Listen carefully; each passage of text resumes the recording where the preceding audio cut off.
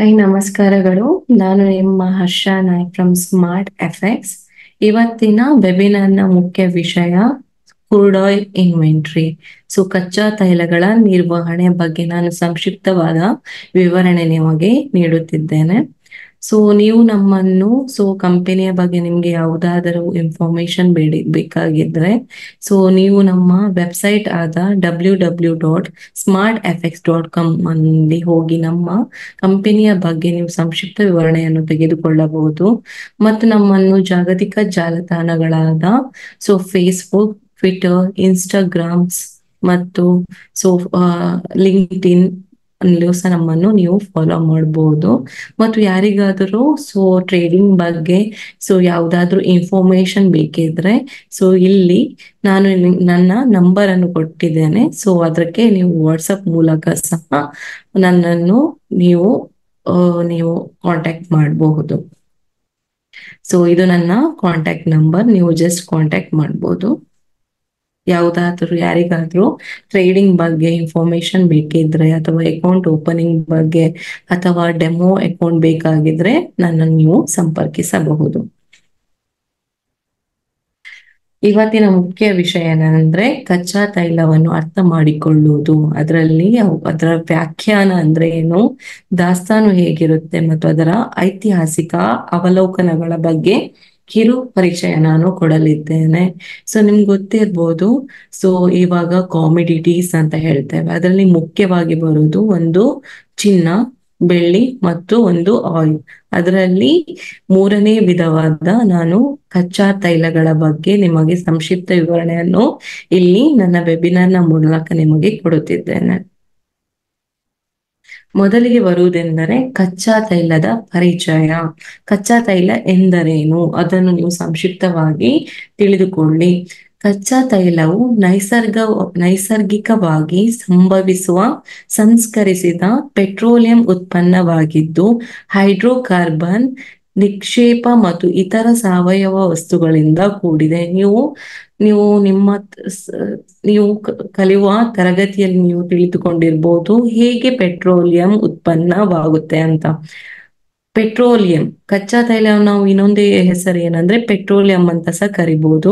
ಕಚ್ಚಾ ತೈಲವು ನೈಸರ್ಗಿಕವಾಗಿ ಸಂಭವಿಸುವ, ಪೆಟ್ರೋಲಿಯಂ ಅನ್ನು ಯಾರು ಮಾನವ ನಿಮಿತ್ತವಾಗಿ ಅದನ್ನು ಮಾಡಿದ್ದಲ್ಲ, ಇದು ನೈಸರ್ಗಿಕವಾಗಿ ಸಂಭವಿಸುವ ಸಂಸ್ಕರಿಸಿದ ಪೆಟ್ರೋಲಿಯಂ ಉತ್ಪನ್ನವಾಗಿದ್ದು, ಹೈಡ್ರೋಕಾರ್ಬನ್ ನಿಕ್ಷೇಪಗಳು ಮತ್ತು ಇತರ ಸಾವಯವ ವಸ್ತುಗಳು ಅಂದ್ರೆ ಸಾವಿರಾರು ವರ್ಷಗಳ ಹಿಂದೆ ಸತ್ತ ಜೀವಿಗಳ ಅವಶೇಷಗಳು ಮಣ್ಣಿನಲ್ಲಿ ಸೇರಿ ಅದನ್ನು ಏನ್ ಹೇಳ್ತೇವೆ ನಾವು ಸಾವಯವ ವಸ್ತುಗಳು ಅಂತ ಹೇಳ್ತೇವೆ. ಅದು ಮತ್ತು ಹೈಡ್ರೋಕಾರ್ಬನ್ ನಿಕ್ಷೇಪಗಳು ಒಟ್ಟಿಗೆ ಸೇರಿ ಏನು ಉಂಟಾಗುತ್ತದೆ, ಪೆಟ್ರೋಲಿಯಂ ಪ್ರಾಡಕ್ಟ್ ಉಂಟಾಗುತ್ತದೆ. ಇದು ಜಾಗತಿಕ ಆರ್ಥಿಕತೆಯಲ್ಲಿ ನಿರ್ಣಾಯಕ ಸರಕು, ವಿವಿಧ ಕೈಗಾರಿಕೆಗಳು ಮತ್ತು ಸಾರಿಗೆಗೆ ಶಕ್ತಿಯ ಪ್ರಾಥಮಿಕ ಮೂಲವಾಗಿ ಕಾರ್ಯನಿರ್ವಹಿಸುತ್ತದೆ. ನೀವು ಇಲ್ಲಿ ನೋಡಬಹುದು, ಯಾವುದೇ ಶೇರ್ ಮಾರ್ಕೆಟ್ಗಳಲ್ಲಿ ಅಥವಾ ಸ್ಟಾಕ್ಸ್ ಮಾರ್ಕೆಟ್ಗಳಲ್ಲಿ ನೋಡಿದಾಗ ಚಿನ್ನದ ನಂತರ ಅತ್ಯಂತ ಬೇಡಿಕೆ ಉಳ್ಳ ವಸ್ತು ಎಂದರೆ ಅದು ಯಾವುದು, ಆಯಿಲ್ ಅಥವಾ ಕಚ್ಚಾ ತೈಲಗಳಿಗೆ ಇಲ್ಲಿ ತುಂಬಾ ಬೇಡಿಕೆ ಇದೆ. ಈಗ ಕಚ್ಚಾ ತೈಲಗಳ ಮಾರುಕಟ್ಟೆ ಹೇಗಿರುತ್ತೆ ಅಂತ. ಆಯಿಲ್ ಮಾರ್ಕೆಟ್ ಹೇಗಿರುತ್ತೆ ಅಂತ. ಜಾಗತಿಕ ಕಚ್ಚಾ ತೈಲ ಮಾರುಕಟ್ಟೆಯು ಪೂರೈಕೆ ಮತ್ತು ಬೇಡಿಕೆಯ ಡೈನಾಮಿಕ್ಸ್, ಭೌಗೋಳಿಕ, ರಾಜಕೀಯ ಒತ್ತಡಗಳು, ಆರ್ಥಿಕ ಪರಿಸ್ಥಿತಿಗಳು ಮತ್ತು ಪರಿಸರದ ನಿಯಮಗಳು ಸೇರಿದಂತೆ ವಿವಿಧ ಅಂಶಗಳಿಂದ ಪ್ರಭಾವಿತವಾಗಿರುತ್ತದೆ. ಜಾಗತಿಕ ಕಚ್ಚಾ ತೈಲವು ಮಾರುಕಟ್ಟೆಯ ಪೂರೈಕೆ ಮತ್ತು ಬೇಡಿಕೆ ಹೇಗೆ, ಮಾರುಕಟ್ಟೆಯಲ್ಲಿ ಕಚ್ಚಾ ತೈಲದ ಏನ್ ಹೇಳ್ತೇವೆ ಸಪ್ಲೈ ಅಂಡ್ ಡಿಮಾಂಡ್ ಅಂತ ಹೇಳ್ತಾರೆ, ಅದಕ್ಕೆ ಅನುಗುಣವಾಗಿ ಕಚ್ಚಾ ತೈಲದ ಮಾರುಕಟ್ಟೆ ಇರುತ್ತದೆ. ಭೌಗೋಳಿಕ, ರಾಜಕೀಯ, ಎಲೆಕ್ಷನ್ಸ್ ಅಂತ ಹೇಳ್ಬೋದು, ಒತ್ತಡಗಳು ಮತ್ತು ಆರ್ಥಿಕ ಪರಿಸ್ಥಿತಿಗಳು. ಇಂಡಿಯಾದಲ್ಲಿ ಈಗ ತುರ್ತು ಪರಿಸ್ಥಿತಿ ಅಂತ ಹೇಳಿದ್ವಲ್ಲ, ಅದು ಒಂದೇನು ಆರ್ಥಿಕ ಪರಿಸ್ಥಿತಿಗೆ ಒಂದು ಉದಾಹರಣೆ. ಪರಿಸರದ ನಿಯಮಗಳಿಗೆ ಸೇರಿದಂತೆ, ಪರಿಸರದ ನಿಯಮ ಅಂದ್ರೆ ಅದು ಭೂಕಂಪವಾಗಿರ್ಬೋದು, ಸುನಾಮಿ ಆಗಿರ್ಬೋದು, ಅವುಗಳಿಗೆ ಅನುಗುಣವಾಗಿ ಏನು ಕಚ್ಚಾ ತೈಲಗಳ ಮಾರುಕಟ್ಟೆಯು ವಿವಿಧ ಅಂಶಗಳಿಂದ ಪ್ರಭಾವಿತವಾಗಿರುತ್ತದೆ. ಮಾರುಕಟ್ಟೆಯಲ್ಲಿ ಪ್ರಮುಖ ಆಟಗಾರರು ತೈಲ ಉತ್ಪಾದಿಸುವ ದೇಶಗಳು, ಬಹುರಾಷ್ಟ್ರೀಯ ಸಂಸ್ಥೆಗಳು ಮತ್ತು ಹಣಕಾಸು ಸಂಸ್ಥೆಗಳನ್ನು ಒಳಗೊಂಡಿದೆ. ಈ ಕಚ್ಚಾ ತೈಲನು ಯಾರನ್ನೆಲ್ಲ ಅವಲಂಬಿಸಿದೆ ಅಂದ್ರೆ ಅದನ್ನು ಸಪ್ಲೈ ಮತ್ತು ಡಿಮಾಂಡ್, ಪ್ರೊಡ್ಯೂಸರ್ ಮತ್ತೆ ಕನ್ಸ್ಯೂಮರ್ ಅಂತ ಹೇಳ್ತಾರೆ, ಅದನ್ನು ಈ ಮಾರುಕಟ್ಟೆ ಒಳಗೊಂಡಿದೆ. ಬಹುರಾಷ್ಟ್ರೀಯ ಸಂಸ್ಥೆಗಳು ಮತ್ತು ಒಪೆಕ್ ಅಂತ ಹೇಳ್ಬೋದು, ಮತ್ತು ಹಣಕಾಸು ಸಂಸ್ಥೆಗಳು, ಲೋಕಲ್ ಬ್ಯಾಂಕ್ಗಳು ಸಹ ಇದರಲ್ಲಿ ಕಚ್ಚಾ ತೈಲವನ್ನು ಒಳಗೊಂಡಿದೆ. ನೆಕ್ಸ್ಟ್ ಬರುವುದು ಕಚ್ಚಾ ತೈಲಗಳ ದಾಸ್ತಾನು ಹೇಗೆ ಅಂತ. ಕಚ್ಚಾ ತೈಲ ದಾಸ್ತಾನು ಉತ್ಪಾದಕರು, ಸಂಸ್ಕರಣಾಗಾರರು ಮತ್ತು ಸರ್ಕಾರಗಳು ಹೊಂದಿರುವ ಸಂಸ್ಕರಿಸಿದ ಪೆಟ್ರೋಲಿಯಂ ಸಂಗ್ರಹವನ್ನು ಸೂಚಿಸುತ್ತದೆ. ಇದರ ದಾಸ್ತಾನು ಯಾವುದನ್ನೆಲ್ಲ ಅವಲಂಬಿಸಿದೆ ಅಂದ್ರೆ ಉತ್ಪಾದಕರು, ಕಚ್ಚಾ ತೈಲವನ್ನು ಎಲ್ಲಿ ಉತ್ಪಾದನೆ ಆಗುತ್ತದೆ, ಯಾವ ದಾಸ್ತಾನುಗಳಲ್ಲಿ ಇದು ಉತ್ಪಾದನೆ ಆಗುತ್ತದೆ, ಅದ ನಂತರ ಅದನ್ನು ಎಲ್ಲಿ ಸಂಸ್ಕರಣೆ ಮಾಡುತ್ತಾರೆ, ಮತ್ತು ಸರ್ಕಾರಗಳು ಹೊಂದಿರುವ ಸಂಸ್ಕರಿಸಿದ ಪೆಟ್ರೋಲಿಯಂ ಸಂಗ್ರಹವನ್ನು ಇವುಗಳು ಒಳಗೊಂಡಿದೆ. ಇದು ತೈಲ ಮಾರುಕಟ್ಟೆಯಲ್ಲಿ ಪೂರೈಕೆ ಬೇಡಿಕೆ ಸಮತೋಲನ ಪ್ರಮುಖ ಸೂಚಕವಾಗಿ ಕಾರ್ಯನಿರ್ವಹಿಸುತ್ತದೆ ಮತ್ತು ಬೆಲೆ ಏರಿಳಿತ ಮೇಲೆ ಪ್ರಭಾವ ಬೀರುತ್ತದೆ. ದಾಸ್ತಾನುಗಳನ್ನು ವಾಣಿಜ್ಯ, ಕಾರ್ಯತಂತ್ರ ಮತ್ತು ಕಾರ್ಯಾಚರಣೆಯ ಮೀಸಲು ಎಂದು ವರ್ಗೀಕರಿಸಲಾಗಿದೆ. ಈ ದಾಸ್ತಾನುಗಳನ್ನು ಯಾವಾಗಲೂ ಹೇಗೆ ವಾಣಿಜ್ಯ, ಕಾರ್ಯತಂತ್ರ ಮತ್ತು ಕಾರ್ಯಾಚರಣೆಯ ಮೀಸಲು ಎಂದು ಇವುಗಳನ್ನು ನಾವು ವರ್ಗೀಕರಣೆ ಮಾಡಲಾಗುತ್ತದೆ.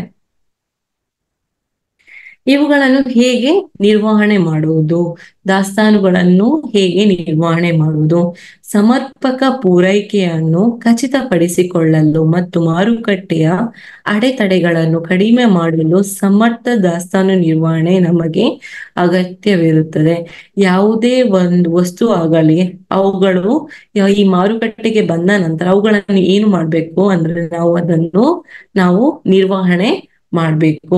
ದಾಸ್ತಾನು ಆಪ್ಟಿಮೈಸೇಷನ್ಸ್, ಬೇಡಿಕೆ ಮುನ್ಸೂಚನೆ ಮತ್ತು ಅಪಾಯ ನಿರ್ವಹಣೆಯಂತಹ ತಂತ್ರಗಳು ಕಂಪನಿಗಳಿಗೆ ಸೂಕ್ತವಾದ ದಾಸ್ತಾನು ಮಟ್ಟವನ್ನು ಕಾಪಾಡಿಕೊಳ್ಳಲು ಮತ್ತು ಬೆಲೆ ಏರಿಳಿತವನ್ನು ತಗ್ಗಿಸಲು ಸಹಾಯ ಮಾಡುತ್ತದೆ. ದಾಸ್ತಾನು ಆಪ್ಟಿಮೈಸೇಷನ್ಸ್, ಬೇಡಿಕೆ ಮುನ್ಸೂಚನೆ ಮತ್ತು ಅಪಾಯ ನಿರ್ವಹಣೆಯಂತಹ ತಂತ್ರಗಳು ಕಂಪನಿಗಳಿಗೆ ಸೂಕ್ತವಾದ ದಾಸ್ತಾನು ಮಟ್ಟವನ್ನು ಕಾಪಾಡಿಕೊಳ್ಳಲು ಮತ್ತು ಬೆಲೆ ಏರಿಳಿತವನ್ನು ತಗ್ಗಿಸಲು ಈ ಎಲ್ಲ ಕಂಪನಿಗಳು ಯಾವುದು ನಮಗೆ ಸಹಾಯ ಮಾಡುತ್ತದೆ.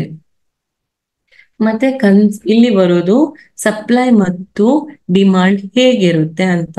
ಇಲ್ಲಿ ಕೊಟ್ಟಿದ್ದಾರೆ 2000 as of 2019, the average American uses 3 gallons of petroleum product every day.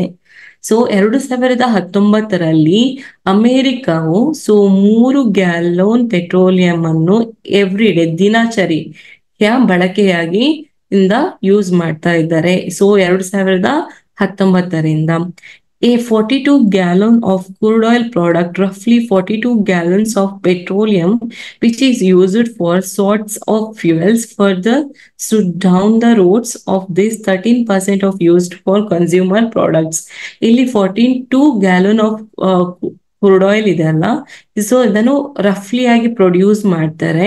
ಅದರಲ್ಲಿ 13% ಇದನ್ನು ಕನ್ಸ್ಯೂಮರಿಗೆ, ಬೇಡಿಕೆದಾರರಿಗೆ ಇವರು ಪ್ರಾಡಕ್ಟ್ಸ್ ಅನ್ನು ನೀಡ್ತಾ ಇದ್ದಾರೆ. Developing countries increasing their demand with faster development. ಇವಾಗ ಯಾವುದೇ ಆರ್ಥಿಕತೆಯಲ್ಲಿ ಮುಂದುವರಿಯುವ ಕಂಟ್ರಿ ಆಗಿರ್ಬೋದು, ಅದು ಈಗ ಫಾರ್ ಎಕ್ಸಾಂಪಲ್ ಇಂಡಿಯಾವನ್ನ ಏನ್ ಹೇಳ್ತೇವೆ ನಾವು ಡೆವಲಪಿಂಗ್ ಕಂಟ್ರಿ ಅಂತ ಹೇಳ್ತೇವಲ್ವಾ. ಸೊ ಆ ಡೆವಲಪಿಂಗ್ ಕಂಟ್ರಿ ಏನ್ ಮಾಡ್ತದೆ ಅಂತ ಹೇಳಿದ್ರೆ ಜಾಸ್ತಿಯಾಗಿ ಆಯಿಲ್ ಅನ್ನು ಪ್ರಾಡಕ್ಟ್ ಅನ್ನ ಅದರಲ್ಲಿರುವ ಡಿಮಾಂಡ್ ಏನಾಗಿರುತ್ತದೆ, ಜಾಸ್ತಿ ಆಗಿರುತ್ತದೆ. Developing country increasing the demand with faster development. ಆ ಕಂಟ್ರಿಯ, ಆ ಪ್ಲೇಸ್ ನ ಡಿಮಾಂಡ್ ಹೆಚ್ಚಾಗಬೇಕಂದ್ರೆ, ಅದು ಎಕನಾಮಿಕಲಿ ಸ್ಟೇಬಲ್ ಆಗ್ಬೇಕಂದ್ರೆ ಅಲ್ಲಿರುವ ಆಯಿಲ್ ಡೆವಲಪಿಂಗ್ಸ್ ಏನಾಗಿರ್ಬೇಕು, ಸಪ್ಲೈಸ್ ಜಾಸ್ತಿ ಆಗಿರ್ಬೇಕು. Global nature of oil reduces price pressure from supply and demand point of view.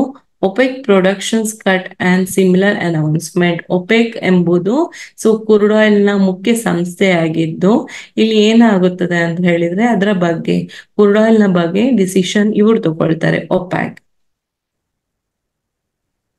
Next ಬರೋದು ಇನ್ವೆಂಟರಿ ಡಾಟಾ. ನೀವು ನೋಡಿರ್ಬೋದು, ಸೊ ಇವಾಗ ಶೇರ್ ಮಾರ್ಕೆಟ್ ಅಲ್ಲಿ,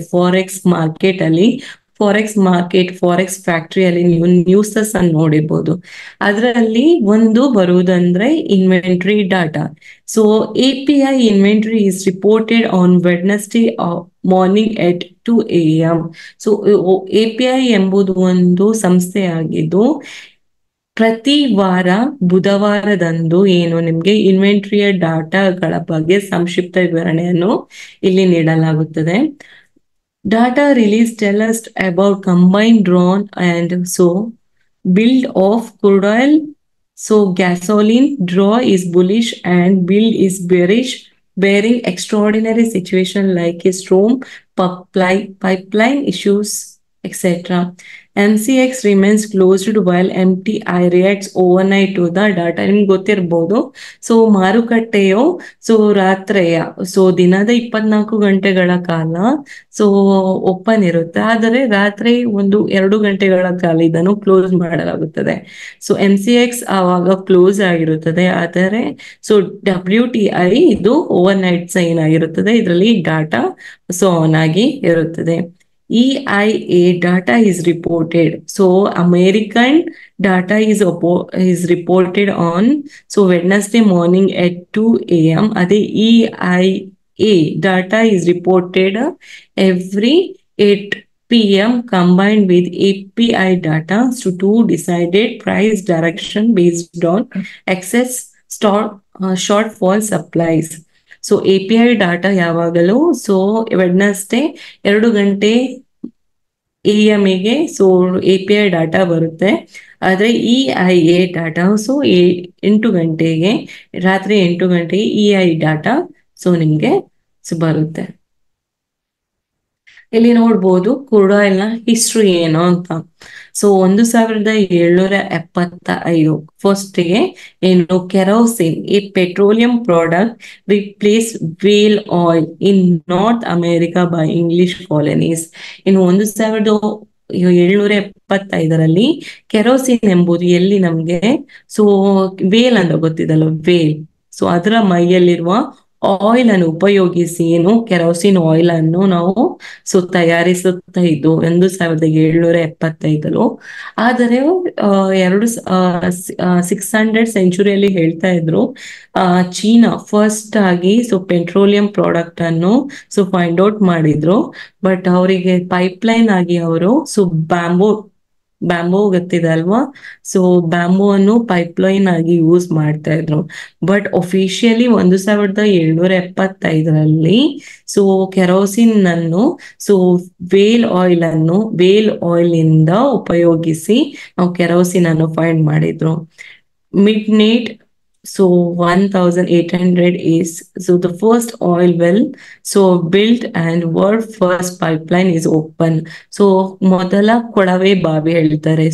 ಆಯಿಲ್ ವೆಲ್ ಅಂದ್ರೆ ಕೊಳವೆ ಬಾವಿಯಲ್ಲಿ ಕೆರೋಸಿನ್ ಅಥವಾ ಪೆಟ್ರೋಲಿಯಂ, ಡೀಸೆಲ್ ಅನ್ನು 1800 ಇಸ್ವಿಯಲ್ಲಿ ಮಾಡಿದ್ರು.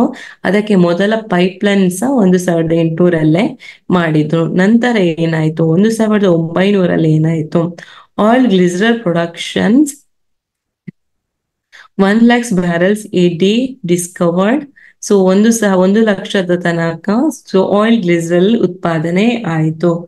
ಅದೇ 1972ರಲ್ಲಿ ಅದನ್ನು ರೀಸೈಕ್ಲಿಂಗ್ ಮಾಡಿದ್ರು. First recycling mill for residential plastics open. 1972ರಲ್ಲಿ ಪೆಟ್ರೋಲಿಯಂ ಉತ್ಪಾದನೆಯನ್ನು ರೀಸೈಕ್ಲಿಂಗ್, ಮಾಡಿಫೈ ಮಾಡ್ತಾ ಹೋದ್ರು. 2000ರಲ್ಲಿ Toyota launches Prius hybrid car. 2000ರಲ್ಲಿ ಏನಾಯ್ತು ಅಂದ್ರೆ ಟೊಯೋಟೋ ಒಂದು ಕಾರ್ ಅನ್ನು ಲಾಂಚ್ ಮಾಡಿದ್ರು. ಅದು OPEC announced first productions cut ಮತ್ತು ಟೆಸ್ಲಾ ಲಾಂಚಸ್ ಈ ವೆಹಿಕಲ್ಸ್. 2000 ಇಸ್ವಿಯಲ್ಲಿ ಏನಾಯ್ತು, ಒಪೆಕ್ announced first productions are the Toyota launches Prius hybrid car ಅನ್ನು ಅವರು ಉತ್ಪಾದನೆ ಮಾಡಿದ್ರು. ಅದೇ 2020 ಏನ್ ಹೇಳ್ತೇವೆ ನಾವು ಪ್ಯಾಂಡಮಿಕ್ ಇಯರ್. ಯಾಕಂದ್ರೆ 2020 ಏನಾಗಿತ್ತು ಅಂತ ಹೇಳಿದ್ರೆ ಕೋವಿಡ್ 19 ಗೊತ್ತಿದ್ದಲ್ವಾ. ಆವಾಗ ಏನಾಯ್ತು, crude oil goes into negative number. Crude oil ನ ಬೆಲೆ ಏನಾಯ್ತು, ಕಡಿಮೆ ಆಯಿತು. ಯಾಕಂದ್ರೆ ಅದಕ್ಕೆ ಮುಖ್ಯ ಕಾರಣ ಎಂದರೆ ಕ್ರೂಡ್ ಆಯಿಲ್ ಸಂಶೋಧನೆ ಮಾಡುವಾಗಲ್ಲಿ ತುಂಬಾ ಜನರ ಅವಶ್ಯಕತೆ ಇರುತ್ತೆ. ಆದ್ರೆ ಕೋವಿಡ್ ಟೈಮಲ್ಲಿ ಏನಾಯ್ತು, ಅದನ್ನು ತೆಗೆಯುವ ಇದೆ ಅಲ್ವಾ, ಸೊ ಆವಾಗ ಕಡಿಮೆ ಆಯ್ತು. ಯಾಕಂದ್ರೆ ಅಲ್ಲಿ ತುಂಬಾ ಜನ ಕೆಲಸ ಮಾಡುವಂತಿಲ್ಲ. ಯಾಕೆ ಅಂದ್ರೆ ಕೋವಿಡ್ 19 ಅಲ್ಲಿ ಸೊ ನಾವು ಹೇಳಿದ್ದು ತುಂಬಾ ಜನರು ಒಟ್ಟಿಗೆ ಇರುವಂತಿರ್ಲಿಲ್ಲ. ಸೊ ಅದಕ್ಕೆ ಮುಖ್ಯವಾದ ಕಾರಣ ಕೋವಿಡ್ 19. ಸೊ ಎಲ್ಲರೂ ಎಲ್ಲರೂ ಒಟ್ಟಿಗೆ ಕೋಪರೇಟ್ ಆಗಿ ಕೆಲಸ ಮಾಡುವಂತ ಪರಿಸ್ಥಿತಿ ಕೋವಿಡ್ 19 ಟೈಮ್ ಅಲ್ಲಿ ಇರ್ಲಿಲ್ಲ. ಅದಕ್ಕೋಸ್ಕರ ಆಯಿಲ್ ನ ಬೆಲೆ ಏನಾಯ್ತು, ಪೂರಾ ನೆಗೆಟಿವ್ ನಂಬರಿಗೆ ಹೋಯ್ತು. ಇಲ್ಲಿ ನೋಡ್ಬೋದು ನೀವು leading consumer of crude oil in the world. ಇಲ್ಲಿ ನೋಡ್ಬಹುದು USA ಇವಾಗ ಸೊ ಟಾಪ್ ಅಲ್ಲಿ ಇದೆ. So USA highest consumer of crude oil in the world. So ಅದರ ನೆಕ್ಸ್ಟ್ ಬರುವುದು ಚೀನಾ. ಸೊ ನೆಕ್ಸ್ಟ್ ಬರುವುದು ಜಪಾನ್. ಸೊ ಇದು USA ಎನರ್ಜಿ ಇನ್ಫಾರ್ಮೇಶನ್ ಅಡ್ಮಿನಿಸ್ಟ್ರೇಷನ್ 2013ರಿಂದ 1000 barrels per day. ಸೊ ಮೊದಲಿಗೆ ಯಾವಾಗಲೂ ಕನ್ಸ್ಯೂಮರ್ ಅಲ್ಲಿ ಬರುವುದು USA. ನೆಕ್ಸ್ಟ್ ಬರುವುದು ಸೊ ಇದು ನೀವು ಆಯಿಲ್ ರಿಫೈನರಿ ಸ್ಟೇಟಸ್ ಇನ್ USA ಅಲ್ಲಿ ನೋಡ್ಬೋದು.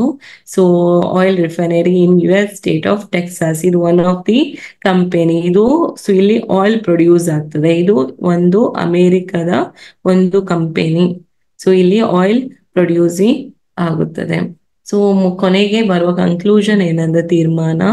ಸೊ ಕೊನೆಯಲ್ಲಿ ಫಾರೆಕ್ಸ್ ಉದ್ಯಮದ ಸಂಕೀರ್ಣತೆಯನ್ನು ನ್ಯಾವಿಗೇಟ್ ಮಾಡಲು ಕಚ್ಚಾ ತೈಲದ ಮೂಲಭೂತ ಅಂಶಗಳನ್ನು ಅರ್ಥ ಮಾಡಿಕೊಳ್ಳುವುದು ಅತ್ಯಗತ್ಯ. ಕಚ್ಚಾ ತೈಲದ ಬೆಲೆಗಳು ಮತ್ತು ಮಾರುಕಟ್ಟೆಯ ಡೈನಾಮಿಕ್ಸ್ ಮೇಲೆ ಪ್ರಭಾವ ಬೀರುವ ಅಂಶಗಳ ಬಗ್ಗೆ ತಿಳಿಯುವ ಮೂಲಕ ವ್ಯಾಪಾರಿಗಳು ಮತ್ತು ಹೂಡಿಕೆದಾರರು ಹೆಚ್ಚು ತಿಳುವಳಿಕೆಯುಳ್ಳ ನಿರ್ಧಾರಗಳನ್ನು ತೆಗೆದುಕೊಳ್ಳಬಹುದು ಮತ್ತು ಅಪಾಯವನ್ನು ಪರಿಣಾಮಕಾರಿಯಾಗಿ ತಗ್ಗಿಸಬಹುದು. ಸೊ ಇಲ್ಲಿಗೆ ನನ್ನ ವೆಬಿನಾರ್ ಮುಕ್ತಾಯವಾಗುತ್ತದೆ. ಕೊನೆಯದಾಗಿ ನಾನು ಹೇಳುವುದೆಂದರೆ, ಇವಾಗ ನಿಮಗೆ ಸೊ ಯಾರಿಗಾದ್ರೂ ಟ್ರೇಡಿಂಗ್ ಬಗ್ಗೆ ಇಂಟ್ರೆಸ್ಟ್ ಇದೆ, ಯಾರಿಗಾದ್ರೂ ಸೊ ಅಕೌಂಟ್ ಓಪನಿಂಗ್ ಅಥವಾ ಡೆಮೋ ಅಕೌಂಟಿಂಗ್ ಮೂಲಕ ಟ್ರೇಡಿಂಗ್ ಕಲೀಲಿಕ್ಕೆ ಇಚ್ಛೆ ಪಡುತ್ತಿದ್ದರೆ ಸೊ ನನ್ನ ನಂಬರ್ ಸೊ ನನ್ನ ವೆಬಿನಾರ್ನ ಫಸ್ಟ್ ಪೇಜ್ ಅಲ್ಲಿ ನನ್ನ ಕಾಂಟ್ಯಾಕ್ಟ್ ಡೀಟೇಲ್ಸ್, ಟ್ರೇಡಿಂಗ್ ಬಗ್ಗೆ ಇನ್ಫಾರ್ಮೇಶನ್, ಅಥವಾ ನಾವು ಕಂಪನಿಯಲ್ಲಿ ಸೊ ಫ್ರೀ ಸೆಮಿನಾರ್ಸ್ ಅನ್ನು ಕೊಡ್ತಾ ಇದ್ದೇವೆ ಅಥವಾ ಟ್ರೈನಿಂಗ್ ಕ್ಲಾಸಸ್ ಕೊಡ್ತಾ ಇದ್ದೇವೆ. ಸೊ ಮತ್ತೆ ಯಾರಿಗಾದ್ರೂ ಇಂಟ್ರೆಸ್ಟ್ ಇದೆ ಜಸ್ಟ್ ಕಾಲ್ ಮಾಡಿ ಅಥವಾ ವಾಟ್ಸಪ್ ನ ಮೂಲಕ ಮೆಸೇಜ್ ಮಾಡಿ. ಸೊ ನಿಮ್ಗೆ ಯಾವ್ದಾದ್ರು ಇನ್ಫಾರ್ಮೇಶನ್ ಬೇಕಾದ್ರೆ ತೆಗೆದುಕೊಳ್ಳಬಹುದು, ಅಥವಾ ಕಂಪನಿಯ ಬಗ್ಗೆ ಯಾವುದೇ ಇನ್ಫಾರ್ಮೇಶನ್ ಬೇಕಾದ್ರೆ ನಮ್ಮ ವೆಬ್ಸೈಟ್ ಆದ www.smartfx.com ಅನ್ನು ಸಂಪರ್ಕಿಸಿ, ಅಥವಾ ನಮ್ಮನ್ನು ಸೋಷಿಯಲ್ ಮೀಡಿಯಾಗಳಾದ so Facebook, Instagram, Twitter, Trustpilot ಯಾವುದಾದರೂ ಜಾಗತಿಕ ಜಾಲತಾಣಗಳ ಮೂಲಕ ನಮ್ಮನ್ನು ಸಂಪರ್ಕಿಸಬಹುದು. ಧನ್ಯವಾದಗಳು.